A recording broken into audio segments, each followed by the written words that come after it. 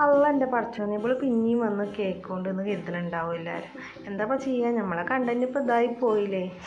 1 kilo cake ചെയ്താൽ പിന്നെ അതന്നെ എൻ്റെ കുട്ടികൾക്ക് തന്നെ ഇത് കണ്ട് കണ്ട് മടുത്തുക്കണു. ഒരു കേക്കിൻ്റെ ഓർഡർ കിട്ടിയാൽ പിന്നെ അതന്നെയാണല്ലോ, റീലായിട്ടും സ്റ്റോറി ആയിട്ടും വാട്സാപ്പിൽ സ്റ്റാറ്റസ് ആയിട്ടും പിന്നെ പോരാത്തതിന് യൂട്യൂബിലിടണതും ഇതൊക്കെ കൂടെ ഈ കുട്ടികളിത് കണ്ട് കണ്ട് മടുത്തുക്കണം. അല്ല പോലെ കുറ്റം പറഞ്ഞിട്ടും കാര്യമൊന്നുമില്ല. എന്താലേ പണ്ടൊക്കെ ഞാൻ കേക്ക് ഉണ്ടാക്കിയാൽ ചക്കക്കൂട്ടം വരികയും മാതിരിയേക്കാരം.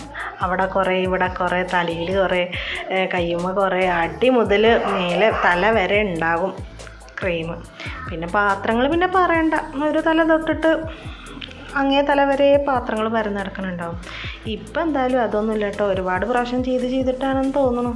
ഇപ്പം അത്ര പാത്രങ്ങളൊന്നും എനിക്ക് പരക്കൂല, ഡ്രസ്സിലും കാര്യങ്ങളൊന്നും ആവില്ല. അങ്ങനെയൊക്കെയാണ് ഇപ്പോൾ അത്യാവശ്യം ഫിനിഷിങ്ങിൽ ചെയ്യാനുണ്ടോ. പണ്ടത്തിൻ്റെ കേക്കൊക്കെ കണ്ടാൽ പടച്ചോനെ പടച്ചോൻ നില ഇറങ്ങി വരുമെന്ന് പറയണ മാതിരിയാണ്. അങ്ങനത്തെ കോലത്തിലാണ്. ഇപ്പോഴാണ് അതൊക്കെ കാണുമ്പോൾ അത്ഭുതം തോന്നുന്നത്.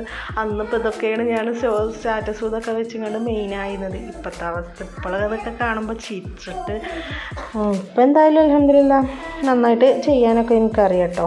ഇതുവരെ പറയണ മാതിരി ഒന്നുമല്ല സംഭവം. എൻ്റെ കേക്കിനെ പറ്റിയിട്ട് ഞാൻ കുറ്റമൊന്നും പറയില്ല.